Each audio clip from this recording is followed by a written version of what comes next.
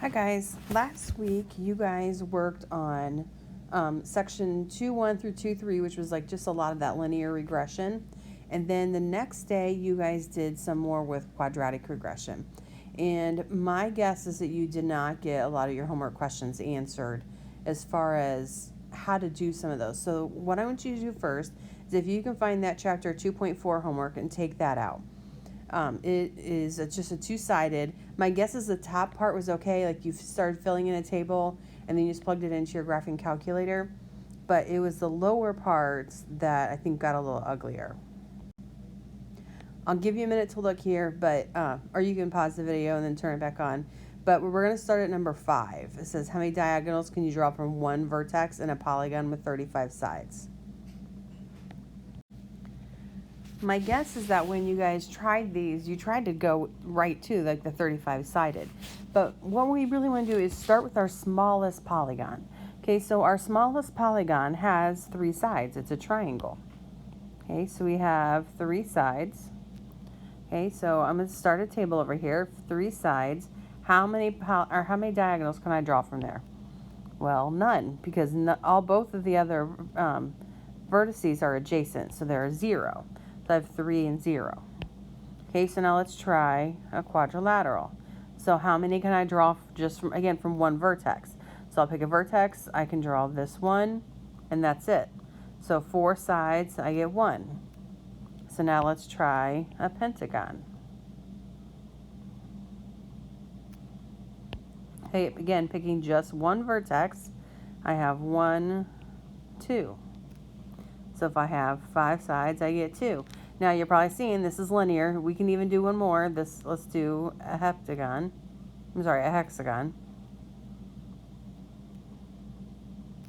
Okay, so let's draw. I'll pick one vertex. So there's 1, 2, 3.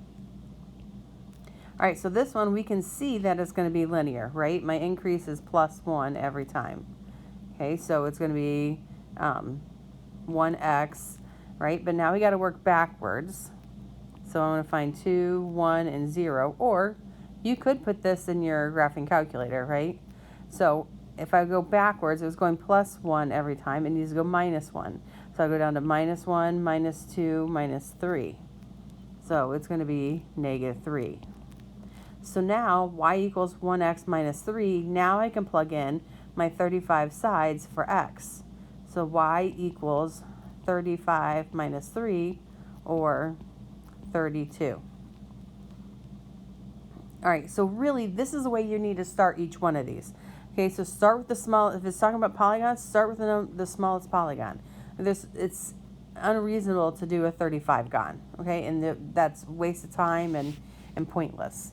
So let's look at number 6. It says, what's the total number of diagonals in a 35-sided polygon? Okay, well, let's start the way we did before. We have a 3-sided polygon, we have a 4-sided polygon, we have a 5-sided, and we can even do 6-sided. I don't think we need to do that many, but we'll do it. All right, so we'll do 3, 4, 5, and 6. All right, so let's go ahead and make our table. So if it has 3, total number is 0. If I have 4 sides, here's one polygon. One diagonal. Here's the second diagonal. So there are 2. 5, we've done this a couple of times. So this would be 1, 2. Oops, that's crooked. Then I would go 3, 4, and 5. So there are 5. 6, if you don't remember, we'll draw it. We have 1, 2, 3. So 3 coming from each one. 4, 5, 6. We already have 1 drawn in. 7, 8, and then 9. So 6 would be 9. Okay, so now plug this right into your graphing calculator. If you don't remember how to do that, use those Toy Story notes. I have it on there. You do second plus 4 and enter to clear your lists. Okay, then you're going to go ahead and type it all in. So I'm going to pause real quick and I'm going to do that myself. Okay, so once I do that, I did this top one in list 1, this bottom row in list 2. I got that my A was 0.5, B is negative 0.5, C is 0. So I go to write my equation. I'd have y equals 0.5x squared minus 1.5x, and then be plus 0. Okay, so now again, I want to know a 35 gone, so we're going to plug in 35 for x. So y equals 0.5 times 35x squared minus 1.5 times 35. So I need to put that in my calculator. So I have 0.5 times 35 squared. Make sure that only the 35 is being squared there. And minus 1.5 times 35. Oops, I typed in the wrong number.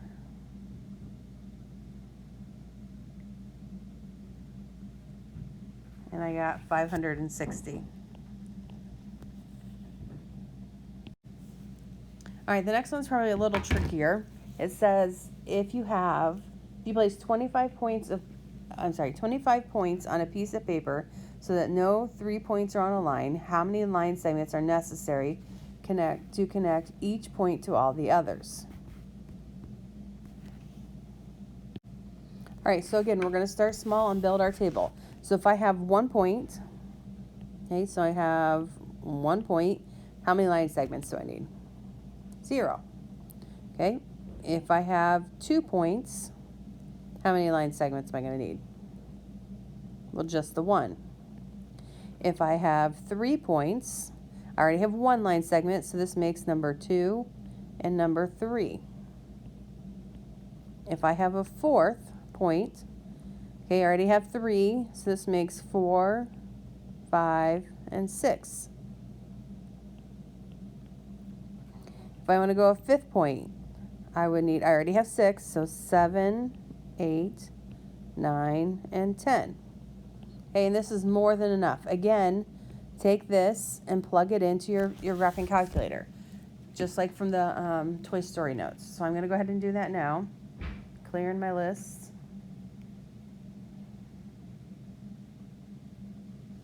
All right, so in list 1, I'm going to put 1, 2, 3, 4, 5. In list 2, I'm going to put 0, 1, 3, 6, and 10. Okay, I'm going to do, obviously this is not linear, right, because it goes up by 1, by 2, by 3, by 4, so it's going to be quadratic. All right, so I get that A is equal to 0.5, B is equal to negative 0.5, and then C is 0. So I have y equals 0.5x squared, minus 0.5x. Okay, so we can plug in 25. So I have y equals 0.5 times 25 squared minus 0.5 times 25. So I'll type that up, 0.5 times 25 squared minus 0.5 times 25. And I get 300. So take 300 segments to connect 25 25 points.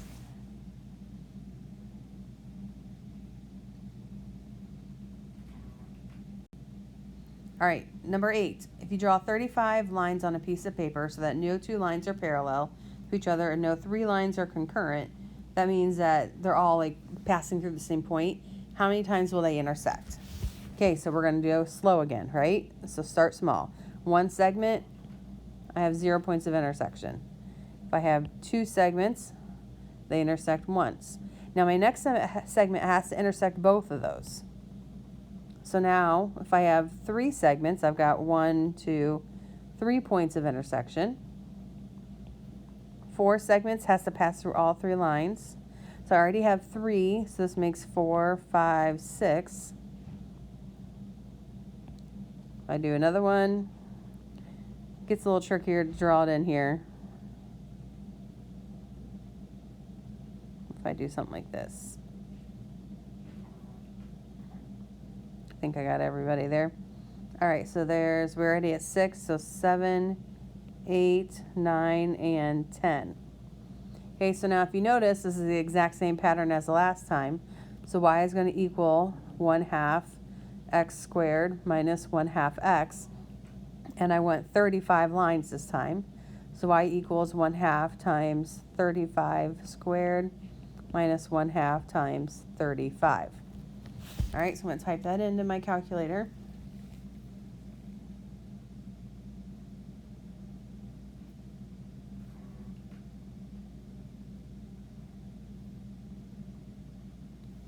I get 595.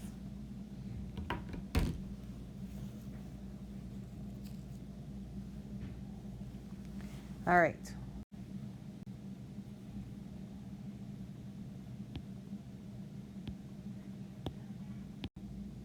So now let's talk about what was on the quiz and on the quiz review. I'm not sure which one was which, so you might have to flip back and forth, but you should have your quiz back now and then pull out your quiz review. So if you remember, this was a half and half day. And just so you know, on the quiz, I was looking at them and I could see like you guys really didn't grasp the concept of the back side of the quiz, which was section 2.4. So I only graded the front side of the quiz. Okay, so I did not go through and give points for the back side, so nobody was penalized for that. All right, so this again, I don't remember if this is on a quiz or a review. It says the subcontractor hired to install the tile in the new school has given the school board options for the F that will decorate the new entrance. How many tiles are in option 15 and what's the function rule? All right, so option one, let's count how many tiles we have. We have 1, 2, 3, 4, 5, 6, 7. Option 2, we've got 1, 2, 3, 4, 5, 6, 7, 8, 9, 10. Option 3, we have 1, 2, 3, 4, 5, 6, 7, 8, 9, 10, 11, 12, 13. Sorry about that. Okay, so this one, we can see just in this that this is going to be +3 and this is +3, so this is linear. Okay, I do need to go backwards one, or again, you could put it in your graphing calculator. So I can see that my function, if I follow backwards to the 0, I have y equals, my slope is 3x, and then my y-intercept is 4, so +4. So option 15 would be y equals 3 times 15 plus 4. So that is 45 plus 4, or 49 tiles.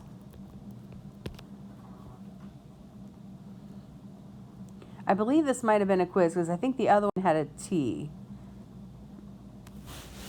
But here's another one we'll look at. So here's the pattern of dots shown at each step. More dots are added to the pattern. Number of dots added at each step is more than the number added in the previous step. The pattern continues infinitely. So we have step 1, we have 5 dots. Step 2, we have 1, 2, 3, 4, 5, 6, 7, 8, 9, 10, 11, 12. So we have 12. Step 3, 1, 2, 3, 4, 5, 6, 7, 8, 9, 10, 11, 12, 13, 14, 15, 16, 17, 18, 19, 20, 21. All right, so we can see increase here of +7, here would be +9, and honestly, that's all we really need to plug into our graphing calculator.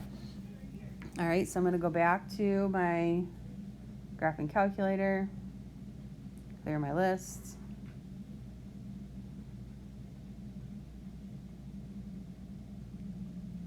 And I'm going to type in 1, 2, 3 for my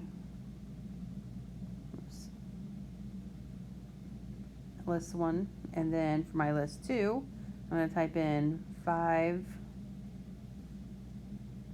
12, and 21, and then go ahead and do my calculation. I know it's not linear. All right, so I have A equals 1, B equals 4, and I have C equals 1.4122 and on times 10 to the negative 13th. That's really trying to be 0. Okay, so that times 10 to the negative 13, that means I need to take that decimal point, move it 13 places to the left. So it really is trying to be 0. So my function here is y equals x squared plus 4x. So if I went the 24th step, that's 24 squared plus 4 times 24. So 24 squared plus 4 times 24 gives me 672. I feel like maybe that was a quiz question.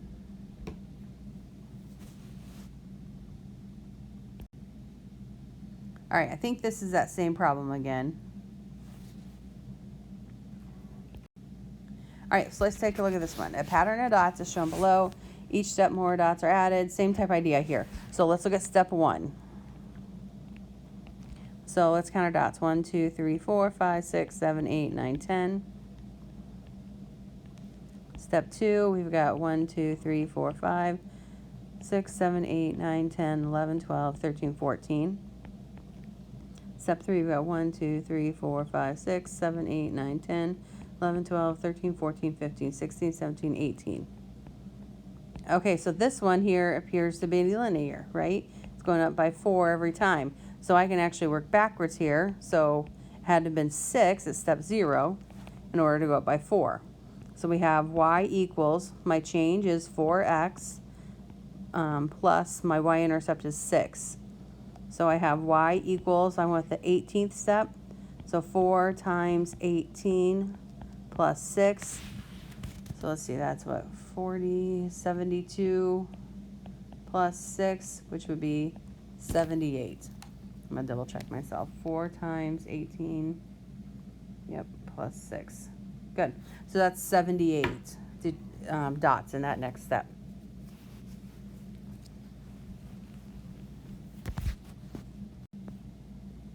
All right, another problem like that. Determine the number of dots in the 21st step. So step 1, we have 1, 2, 3, 4, 5. Step 2, 1, 2, 3, 4, 5, 6, 7, 8, 9, 10, 11. Step 3 is 1, 2, 3, 4, 5, 6, 7, 8, 9, 10, 11, 12, 13, 14, 15, 16, 17, 18, 19. Okay, so this is an increase of 4. There's an increase of 6, and this is an increase of 8. Okay, so we know it's not going to be linear, so we're going to have to type this into our calculator. So in list 1, I need 1, 2, and 3. List 2, I need 5, 11, and 19. So do my quadratic regression. I have A equals 1, B equals 3, C equals 1. Okay, so that means y equals x squared plus 3x plus 1. All right, so we have x, we went, let's see. Determine the number of dots in the 21st step. That's what we're going to do. This here is the nth step. Okay, so we have 21 squared plus 3 times 21, plus 1. So 21 squared plus 3 times 21 plus 1 gives me 484.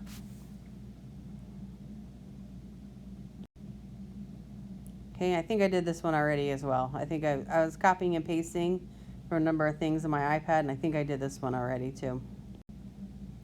All right, here's the other one. It's just like the F, but it was a T. So it says a subcontractor hired to install the tile. How many options are in the 12th, or how many tiles are in the 12th option? So let's look at option 1, has 3 tiles.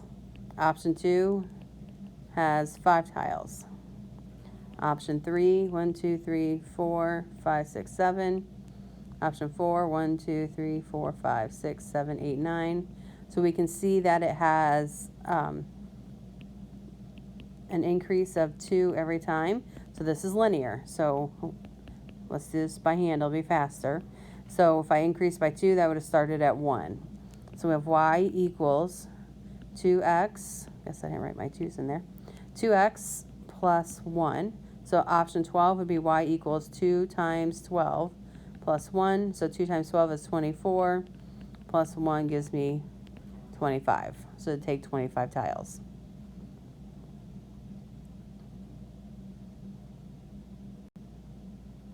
Okay, and I think I did this one for you as well already. And let's see this one. Pattern of dots showed below. At each step, more dots are added to the pattern. Number of dots added. Okay, so let's go. Step 1 needs 1 dot. Step 2 has 3 dots. Step 3, 1, 2, 3, 4, 5, 6 dots. Step 4, 1, 2, 3, 4, 5, 6, 7, 8, 9, 10. And I think you found this pattern before, but we'll go ahead and type it into our graphing calculator. So in my lists here, I'm going to need 1, 2, 3, 4. And list 1, list 2. Oops, here we go. List 2, I need 1, 3, 6, and 10. So when I go ahead and do my calculations, quadratic regression, I have y equals 0.5x squared plus 0.5x. My c value is 0. So if I want to know the 15th step, I have y equals 0.5 times 15 squared plus 0.5 times 15. So if I type that in, 0.5 times 15 squared